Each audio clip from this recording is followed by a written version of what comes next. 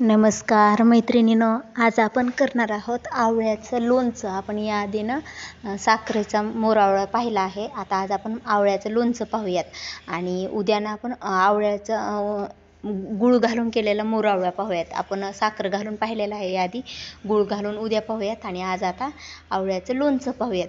तर मग हे आवळ्याचं लोणचं मी कसं केलं पाहिजे ना, चला तर मग पाहूयात. आणि हे आवळ्याचं लोणचं आहे ना, 8 दिवस असं मुरून द्यायचं भरणीत ठेवून. 8 दिवसांनीच खायला येतं, लगेच आपल्याला खाता येत नाही, ते तर मुरत नाही व्यवस्थित. तर त्यासाठी इथं काय काय घेतलं आहे मी, आता मी जेवढे आवळे घेतलेत का त्याच्या हिशोबाने साहित्य घेतलं आहे.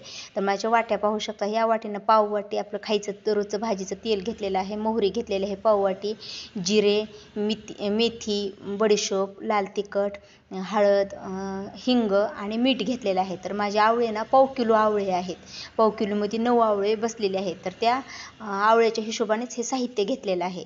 तर आता हे आवळे ना मी स्वच्छ धुवून एक 5-6 तास त्याला तसंच ठेवलं पाणी नितळूस्तर, आणि कपड्याने पुसून कोरडे करून घेतलेत. पाण्याचा अंश अजिबात नाही आणि भांड्याला पण कोणत्या पाणी ओलावा नाही. तर असं ओला हात पण सुरी पण कोरडी करून घ्यायची, म्हणजे ते लोणचं आपलं वर्षभर टिकतं. नाही तर त्याला बुरशी येते जर ओलं काही साहित्य आपण वापरलं, पाण्याचा अंश गेला त्यात. तर मी ना असं सुरीच्या साह्याने त्याचे असे काप करून घेते. तुम्हाला जसे हवे तसे पातळ उभे कसे पण तुम्ही त्याचे काप करू शकता आवळ्याचे. तर मी असे पातळ काप केलेत म्हणजे लवकर आपलं लोणचं मुरावं म्हणून. तर इथं ना मी कढई आपली कोरडी घेतलेली आहे, त्याला हलवायला उलत नाही पण कोरडंच घेतलेलं आहे, पाण्याचं नसावं ओलावा. आणि त्याच्यात आता मोहरी टाकून एक बारीक गॅसवर मोहरी, बडीशोप 1 चमचा, पोहे खायच्या चमच्याने 1 चमचा जिरे आणि मोहरी 1 पाव वाटी आहे. हे ना असं 5 मिनटं बारीक गॅसवर तडतड आवाज येईपर्यंत मोहरी उडूस तर फक्त भाजायचं.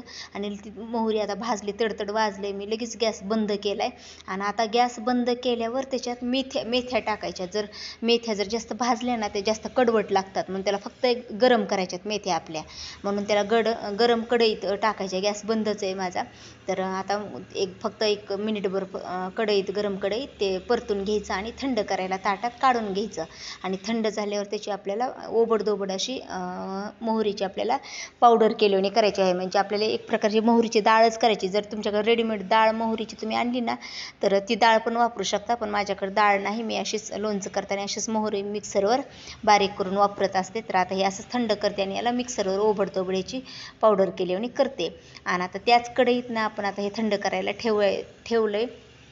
तोपर्यंत त्याच कढईत आपण जे तेल घेतलंय का, आपलं पाव वाटीच तेल आहे आपलं, तेवढं तेल तेवढ्या 1/4 किलो आवळ्याला बास होते. पाव वाटी तेल, हे तेल ना आता कडकडीत गरम करायचे, असे चांगलं त्याला असे उकळी आल्यासारखं, त्याला म्हणजे उकळी नाही इतकी येऊन द्यायची पण कडकडीत एकदम गरम करायचे. आपण तळायला जसं हे करतो तसं कडकडीत गरम झालंय, वाफा निघायला लागल्यात त्याच्यातून. मी आता गॅस बंद करते आणि हे तेल ना थंड करायला ठेवते. हे अगोदरच करून ठेवायचं म्हणजे तेल थंड व्हायला अर्धा तास लागतंय. मग हे सुरुवातीलाच मोहरी भाजून घ्यायची, तेल हे करून घ्यायचं. आणि आता खाली उतरल्यानंतर तेल त्याच्यात मी हिंग टाकते, म्हणजे करपणार नाही आपलं हिंग जास्त. तर आता आपण हे थंड झाले मोहरी आपली, ह्याची मिक्सरवर आपण पूड करून घेऊ. आणि आपले पूड करून घेतली मी. आणि आता आपण आवळे मी तुम्हाला दाखवताना एकच कट केला होता, आता आवळे कट करायला घेते, म्हणजे तोपर्यंत आपलं वेळ पण आपला वाचते आणि तेल पण आपलं थंड होते.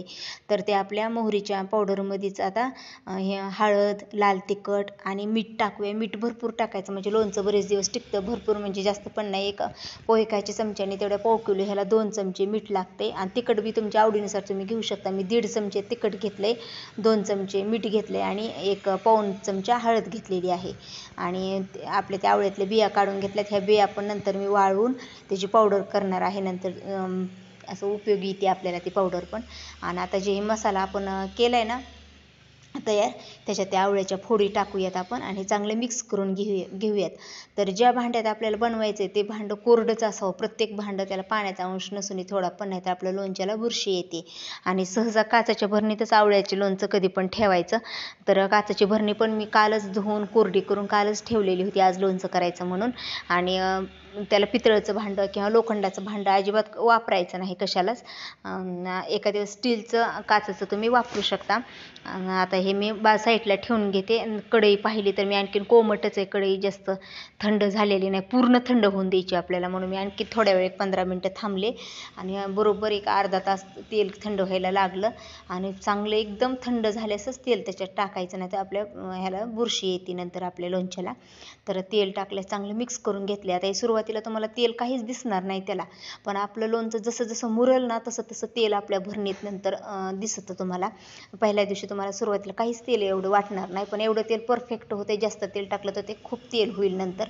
तर आता हे मी असंच मिक्स करते आणि काचेच्या भरणीत भरून त्याला टोपण लावून एक 8 दिवस त्याला मुरून देते. 8 दिवस त्याला पाहायचंच नाही, 8 दिवसांनीच त्याला पाहायचं, तर ते चांगलं मुरतं आहे आणि तेल पण नंतर भरपूर सुटत आहे. पण आता मी 8 दिवसांनी तुम्हाला दाखवूच तर नाही, आता व्हिडिओ हे ठेवेत. मी असंच आता हे करून भरणीत भरून ठेवते आणि ते मुरल्यानंतर खाण्यासाठी 8 दिवसांनी घेते. तर मी आता भरणीत भरून ठेवते. तर मग तुम्हाला हे आवळ्याचं लोणचं कसं वाटलं साध्या सोप्या पद्धतीने ते नक्की सांगा. आवडला असेल व्हिडिओ तर व्हिडिओला लाईक करा, शेअर करा आणि कमेंटमध्ये सांगा. आणि ज्यांनी माझ्या चॅनलला सबस्क्राईब केलं नाही ना त्यांनी माझ्या चॅनलला सबस्क्राईब करा. आणि आता बाजारात आवळे मिळतात, तर तुम्ही पण अशा प्रकारे हे आवळ्याचं लोणचं नक्की ट्राय करून पहा, तुम्हाला नक्की आवडेल. आणि आरोग्यासाठी पण हे लोणचं खूप फायदेशीर आहे. तर कसा वाटला व्हिडिओ ते नक्की सांगा.